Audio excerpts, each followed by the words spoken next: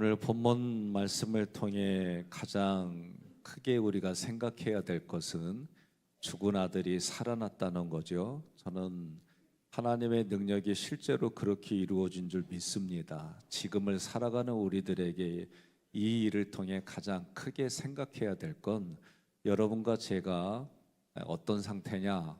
허물과 죄로 죽은 사람이에요.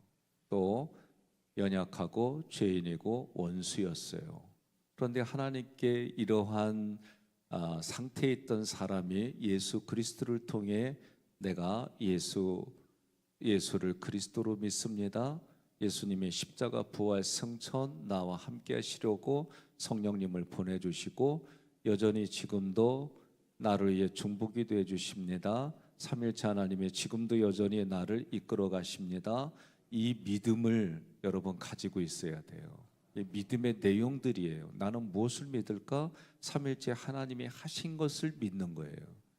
그러면 오늘 죽은 아들이 살아난 건 뭐냐? 지금 우리의 영혼도 그렇게 죽은 영혼과 같은데 살아났다는 게 무슨 의미일까? 그 얘기는 여러분과 저를 통해 회복이 일어나는 거예요. 또 이런 예배를 통해서 내가 어제까지 행하신 하나님 앞에 하나님이 하신 일에 대한 자기 성찰이 있고 내 마음에 다시 하나님의 말씀을 통해 나도 살아나고 너도 살아나고 우리가 살아나는, 그럼 살아난다는 게 뭘까? 예수자리로 사는 거예요. 또 예수님 때문에 내가 가지고 있던 생각들을 내려놓는 거예요. 이게 여러분 내 현장의 자리에 다시 살아나는 모습이다. 저는 그것이 포인트다라고 말씀을 드리는 거예요. 17절에 여인의 아들이 병이 들어 증세가 심히 이중하다가 숨이 끊어집니다. 하나님께서 지정해 주시고 그 말씀 따라 순종했는데 어찌 이런 일이 일어날 수 있을까? 당황스러운 일이에요. 그런데 여러분과 제가 이제는 이런 수준이 아니라 어떤 수준이에요? 이걸 통해 하나님이 우리에게 뭔가 주시려고 하는 거구나. 도저히 내가 이해가 안 되면 하나님의 어떤 특별한 뜻이 있을 거야. 그렇게 한마디만 해도 내 마음에 전쟁이 일어나지 않아요. 일어났어도 줄어들어요. 옆 사람이 그래요. 아멘아도 이런 일이 동일하게 일어납니다. 그러는 거예요. 병들다라는 이 단어 할라는 영혼력이 약해져서 걸린 병이에요. 우리 몸도 면역력이 떨어지면 어느 부분에선가 병이 들어요. 그죠? 마찬가지로 우리의 영혼력이 강해져야 돼요. 저는 여러분들이 하나님의 말씀을 통해 영혼력이 소성케되는 일들이 일어나기를 주님의 이름으로 축복합니다. 숨이 끊어졌다라는 얘기는 하나님과의 관계가 단절됐다는 거예요. 18절에서 가부가 말하길 엘리야 때문에 아들이 죽었다고 말합니다. 여러분, 이스라엘 백성들이 출애굽하고 나서 이 과정들을 보면 어려운 일이 있으면 꼭 어떻게 해요? 모세 너 때문에 이랬다. 그러니까 이게 참 병이요. 보이지 않는 우리의 나쁜 병이에요. 옆 사람한테 그래봐요. 이렇게 당신 때문에 여기까지 왔습니다. 근데 왜 그 얘기하는데 웃어요?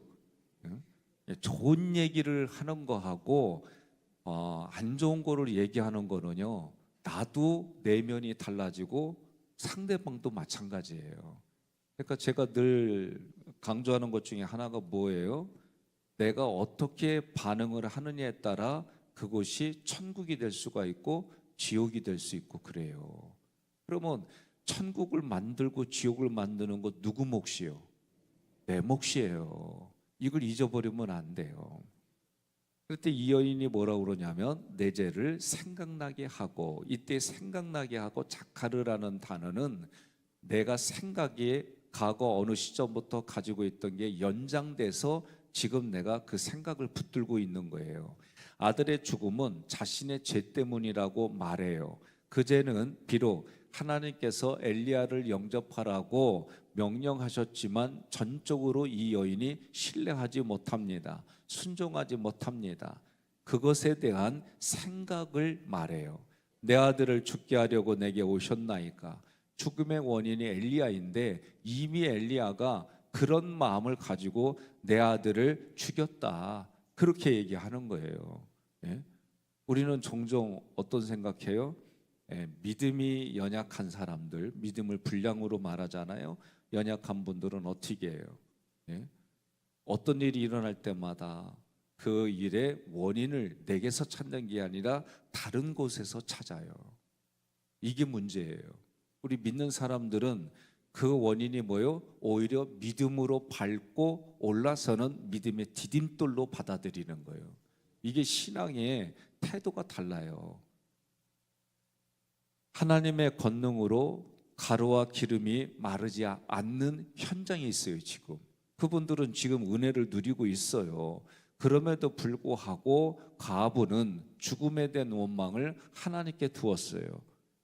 이 모습을 보면서 우리는 아유 안 됐어, 좀 표현을 다르게 하지, 이럴 때 믿음이 발동해야지. 예, 아멘 안 하면 여러분이 순간적으로 가부가 되는 거예요.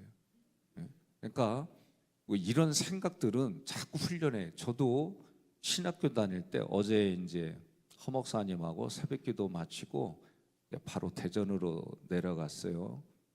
7시 반에 출발해서 세종에서 선교회 모임이 있어서 못 모인다고 통보했다가 한 20분 차 한잔 마시고 간단하게 인사하고 그리고 학교로 가서 제가 맡겨져 있는 과목들을 강의를 하기 시작했어요.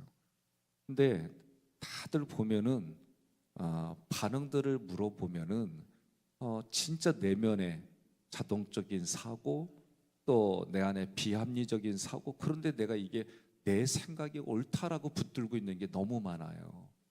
저도 마찬가지예요. 내면에서 생각하면은 내가 일단 억울하고 내가 피해를 보고 내가 손해를 보고 이런 생각들이 다 자동적으로 올라와요.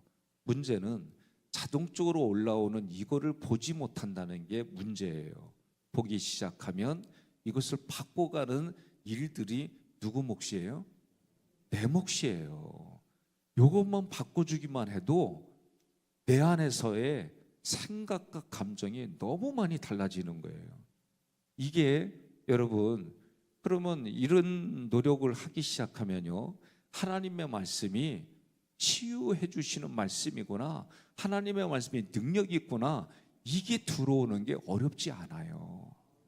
그러니까 하나님이 나에게 은혜를 베풀어 주시고 사랑을 베풀어, 이거는 계속해서 하나님이 해주시는 거예요. 그게 성경에 기록되어 있어요. 그것을 내가 자꾸 보고 듣는 거예요. 그러다 보면 내 안에 믿음이 점점 넓어지는 거예요. 그러니까 매일의 싸움이 뭐예요? 가장 우리를 힘들게 하는 적 중에 가장 우두머리는 누구냐면 자기예요. 자기 자신이에요. 딴 게 아니에요. 제가 이런 얘기 했잖아요. 명정공파 30대 손이 쓰레기 봉지 버리려고 하는데 그거 가지고 비아냥거리고 뭐 여지껏 네가 뼈대 있는 가문에서 그런 거 붙들고 자빠졌냐, 너 뭐 그거 붙들고 가는데 부끄럽지도 않냐, 이런 얘기 누가 해요? 내 안에 있는 내가 얘기하는 거예요. 그래서 제가 얘기했죠. 그래서 뭐 어쨌다고 이 한마디 하는 거예요. 그러면 내 질문에 내가 그렇게 대답하고 이거 별거 아니구나. 그리고 나서 생각 바꾸고 봤더니 여기저기 남정네들이 다야. 중요한 얘기예요. 이거는 저에게 있었던 일이지만 대부분 교인들도 그런 자기가 뭔가를 결단할 때 그 결단을 못하게 만드는 게 실제는 자기 자아라는 거죠. 그러니까 자기를 부인하라는 게 이게 쉬운 얘기가 아니에요. 자, 이 여인은 이제 은혜를 누리면서도 원망을 하나님께 두고 엘리야에게 두고 또 자기의 생각을 붙들고 있어요. 19절에 엘리야가 그녀의 죽은 아들을 달라고 하여 자기가 거처하는 다락방으로 올라갑니다. 그곳은 어떤 자리예요? 엘리야가 하나님과 기도로 만나는 자리예요. 그래서 자기 침상은 하나님 앞에 구하는 기도를 가지고 하나님 앞에 기도하고 하나님과 교제하는 장소예요. 그래서 이 자기 침상이라고 하는 얘기는 하나님 앞에 이 아들을 위해 기도한다. 예, 누이었어요. 시체를 누이었어요. 이제 지금 죽은 자로서 하나님과 단절되어 있는 사람인데 엘리야를 통해서 지금 어느 자리로 왔어요? 기도하는 자리, 회복의 자리, 쉼의 자리, 여기로 온 거예요. 그러니까 오늘 여러분들도 이 새벽에 그런 마음을 가지고 왔어요. 주님은 우리에게 말씀과 성령으로 죽은 우리를 회복의 자리로, 쉼의 자리로, 영원히 다시 살아나는 자리로 불러주셨음을 믿으시는 거예요.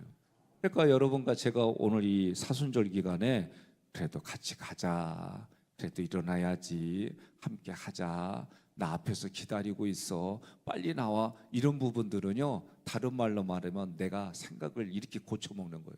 쉼의 자리로, 회복의 자리로, 하나님과 교제하는 자리로 함께 가야지, 이 마음 갖는 거예요. 동의하십니까? 네. 20절에서 여호와께 부르짖어, 이 카라는 내가 다른 사람의 이름을 부르듯이 하나님의 이름을 부르는 거예요.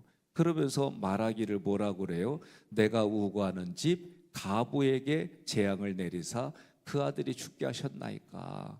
여기에도 엘리야가 이 말씀 가지고 어떤 마음으로 이 얘기를 했을까? 어떤 분은 그 가부를 불쌍히 여기는 마음을 가지고 얘기했을 수도 있겠다. 근데 저는 이 글을 읽으면서 20절의 글은 지금 엘리야도 믿음으로 강력하게 하는 부분이기도 하지만 또 한쪽에서는 하나님 앞에 책임을 전가하고 묻는 그런 모습이에요. 어떻게 보면은 앞으로 바알 선지자들하고 싸워서 그 이기게 해주시는 하나님을 신뢰하게 해주시는 엘리야만을 위한 특별한 사건이 아닌가. 이렇게 말을 한 거 보면 예수님도 뭐라고 그래요? 어찌 나를 버리셨나이까. 눈물 흘리며 기도하고 그 땀이 핏방울이 변하는 겟세마네에서의 그런 기도가 생각나게 하는 구절들이에요. 엘리야도 하나님의 택함을 받았어요. 주의 선지자가 되었어요. 그러나 하나님이 원하는 그 사건으로 이끌어 가려면 어떤 사건을 통해 이 안에 확증이 있게 해주는 거예요. 그러면 여러분과 저도 지금 나에게 문제가 있다, 나에게 지금 어려운 일이 있다, 그러면 생각을 바꾸는 거예요. 이것 때문에 더 큰 일이 일어날 것을 내가 믿음으로 이기게 해주시려고 오늘 이거를 예방 차원에서 나에게 백신을 넣어준 거야. 내가 말하고 나도 겁나게 멋있는 말 했네. 예? 그러니까 여러분과 제가 어려운 일이 있어요, 힘든 일이 있어요, 내 마음에 시기 질투가 일어난 이런 일들은 자동적으로 일어날 수 있어요. 그러면 빨리 생각을 고쳐먹는 거예요. 하나님이 이 사건을 통해 나에게 예방주사를 주시는 거야. 이거보다 더 큰 일을 믿음의 디딤들로 밟고 이기게 해주시려고 이 사건을 허락해 주셨어. 이 생각만 해도 이미 응답받은 거예요. 여러분 동의하십니까? 지금 엘리야의 형편은 어떤 모습이냐? 그 당시에 손님들에게 3일은 대접하며 머물 수 있게 하는 거잖아요. 그런데 어쨌든 그런 과정에 대접받고 있는데 엘리야가 지금 머무는 여인의 집에 아들이 죽었어요. 이 가부가 주인이 그 원망을 지금 자기에게 하나님께 막 이렇게 퍼붓고 있는 거예요. 그러니 지금 이 상황 속에서 엘리야도 좀 그 마음에 그런 마음이 들었을 것 같아요. 그런데 조금 아까 그렇게 생각을 바꾸는 거예요. 그리고 21절에 엘리야가 여인을 불쌍히 여기고 죽은 아들을 위해서 그 몸에 3번 펴서 엎드려요. 이거는 쉬운 모습이 아니에요. 그 당시의 시체는 부정해요. 그래서 하나님과 연계고리를 가지고 있는 사람들은 이 사망과 떨어져야 돼요. 하나님과 더 가까이 있는 사람일수록 부정한 것은 생각도 하지 말아야 돼요. 그런데 이 시체 위에 3번을 엎드린다? 이 얘기는 3번은 완전수예요. 7도 완전수예요. 그러면 이 일은 무슨 얘기냐면 하나님이 완벽하게 해결해 주신다, 그런 의미가 있는 거예요. 죽은 아들의 부정을 어떻게 하는 거예요? 예, 일단 죽은 아들은 부정한 거예요. 근데 부정한 것을 누가 가져가는 거예요? 지금 엘리야가 가져가는 거예요. 부정한 것을 엘리야가 가져가고 그를 살리려고 하는 의미예요. 마치 예수 그리스도가 우리를 위해서 채찍을 맞고, 예? 우리는 나음을 입은 것, 그 모습이에요. 내 하나님 여호와여 원하건대. 이때 원하건대라는 것은 내가 어떤 하나님을 믿느냐, 예, 내게 체험되어진 어떤 하나님을 믿느냐. 여러분들에게 제가 질문하는 거예요. 여러분들은 어떤 하나님을 믿어요? 그러면 동시에 얘기해서 뭐 사랑의 하나님 또는 은혜의 하나님, 내가 경험한 하나님을 한 단어로 시작하는 거예요. 시작. 여러분은 어떤 하나님을 믿습니까? 예, 그 고백대로 여러분 은혜가 충만하기를 주님의 이름으로 축복합니다. 지금 이 아이의 혼으로 그의 몸에 돌아오게 해달라고 기도해요. 간절히 구해요. 예수님이 여전히 우리를 위해서 기도함을 믿는 것은 점점 성경의 말씀이 내 안에서 믿어지고 그 믿어진 것이 우리의 결단이 되는 줄 믿습니다. 22절에 여호와께서 엘리야의 소리를 들으심으로 그 아이의 혼이 몸으로 돌아오고 살아난지라. 이 들으심으로 샤마는 하나님이 귀 기울여서 들으신다는 뜻이에요. 하나님은 지금도 그래서 내가 하는 말을 들으시고 그대로 시행하는 줄 믿으시기를 바랍니다. 살아난지라. 하야는 다시 하나님과 교제할 수 있는 자가 되었어요. 이전의 일들은 전적으로 하나님이 하시는 일이다. 여러분과 저의 상태는 어떤 상태였느냐? 죄와 허물로 죽었어요. 연약해요. 죽은 자예요. 원수였어요. 그런데도 하나님이 먼저 그런 상태에 있는 나를 아시는 하나님이 먼저 내게 손을 먼저 벌리시고 나를 살려주시고 지금 이 자리까지 인도해 주셨어요. 이것을 믿고 살아가는 게 믿음 생활이에요. 신앙 생활이에요. 23절에 엘리야가 그 아이를 안고 다락에서 방으로 내려가서 그의 어머니에게 주며 이르되 보라 내 아들이 살아났느니라. 여러분과 제가 이 얘기를 하는 게 뭐예요? 보라 백성연이가 살아났느니라. 예? 우리 아버지가 말이요, 흉 좀 봐야지. 우리 아버지가 혈액암에 걸렸을 때에 제가 이제 찾아뵈니까, 혈액암에 걸렸을 때 뵈니까 이 방사선 뭐 이런 치료까지 받으니까 몸이 2분의 1로 줄어들었어요. 빼짝 마르고 머리는 다 그냥 사라졌어요. 그리고 나고 제가 뭘 얘기를 할까 고민하고 기도하는 가운데 아버지 얼굴을 빤히 보고 그랬어요. 아버지 정리합시다. 알아들었어요. 아버지가 회개 기도하기 시작하고 모든 걸 진짜 죽음을 앞에 두고 하나님께 맡기고 기도했어요. 시간이 흘러서 다시 회복을 시켜주셨어요. 남의 일이라고 아멘 안 하는 거 이해해요.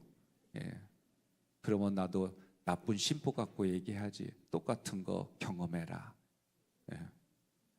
아멘 안 해서 감사해요. 이런 심보 가지면 안 돼요. 근데 아버지가 회복되어지니까 얼마나 감사해요. 그런데 옛날 성품도 회복이 됐어요. 꼬장꼬장한 것도 다시 돌아왔어요. 몸이 좋아지니까. 그러니까 우리 사람들이 대부분 다 이래. 뭐가 좋아지면 옛자도 다시 회복이 돼요. 이게 문제예요. 이게.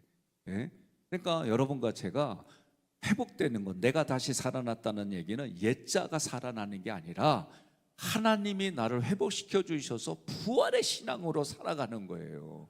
이게 중요한 거예요. 그러니까 오늘 말씀에서도 이 하야라는 단어는 죄의 허물로 죽은 나를 진짜 예수님이 부활하셨을 때에 나도 그때 새로운 성도로 부활하는 그런 의미로 살아야지, 내가 옛자가 회복하면 안 돼요.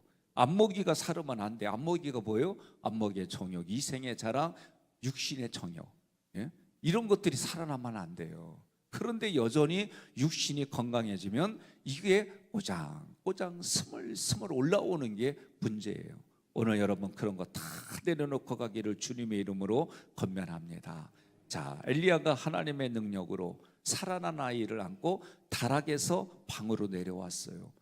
죽는 자리, 기도하는 자리로 바꿔서 쉼의 자리, 안식의 자리에서 내려왔다는 얘기는 뭐냐? 내 삶의 현장에서 하나님은 우리를 회복시키면 반드시 내 살아가는 자리에서 결자해지를 하게 해주신다. 나를 통해서 다시 마귀와 싸워서 이기게 해주신다. 그 자리로 하나님이 다시 돌려보내주시는 거예요. 그러니까 여러분과 저는 오늘 말씀을 통해 보라 내 아들이 살아났느니라, 이 말을 보라 백성연이가 살아났느니라 하고 문 열고 가셔야 돼요. 이건 아멘 해야 돼요. 그래 오늘 설교 끝나.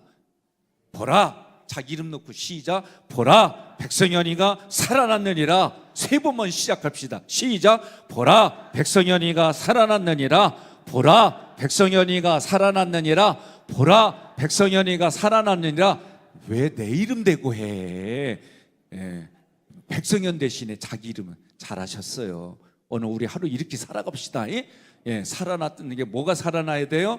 부활의 신앙이 살아나고, 나 때문에 다른 영혼이 살아나고, 나 때문에 죽어가는 영혼이 빨딱빨딱 일어나고, 나 때문에 소망이 없던 사람들이 일어나고, 이런 자리를 만들어 갑시다. 이게 오늘 죽은 아들이 돌아온 말씀의 핵심이에요.